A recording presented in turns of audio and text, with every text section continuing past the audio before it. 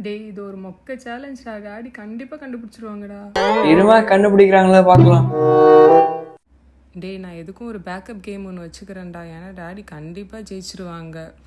தோத்துட்டாங்கன்னா பிரச்சனை இல்லை, ஆனால் ஜெயிச்சிட்டாங்கன்னு வையே நம்மளோட பிளான் எல்லாம் வேஸ்ட்டாக போயிடும். ஓகேயா? ஸோ ரெண்டாவது கேம் பற்றி இப்போ சொல்லாதீங்க. மா டாடி வந்துட்டாங்க வாக்கிங் போயிட்டு. ஏய் நீ என்ன இங்க நிக்கிற? ஏய் என்ன வீடியோ எடுத்துறீங்க? எல்லாம் உங்களுக்கு தான் சேலஞ்ச். என்ன சேலஞ்ச்? இப்போ இங்க 3 கிளாஸ் ஜூஸ் ஃபில் ஆயிருக்கு, 3 கிளாஸ் ஃபில் ஆகல. ஆனா இப்போ நீ ஒரே ஒரு கிளாஸ் நகர்த்தி இந்த மாதிரி பேட்டர்ன் கொண்டு வரணும். நான் இப்போ 2 கிளாஸ் நகர்த்துறேன், ஆனா நீ ஒரே ஒரு கிளாஸ் தான் நகர்த்தணும். சரி டாடி ஜெயிச்சிட்டா?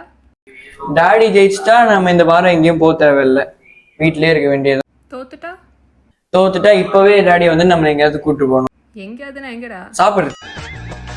எப்ப பார்த்தாலும் சாப்பாடு சாப்பாடு. இனிமேல் சாப்பாடை பத்தி பேசினா வாய் இருக்காது, வாயில கடிச்சு விட நாதா.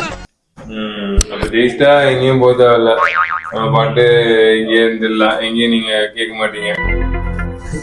என்னடா இது ஒரு சப்பையான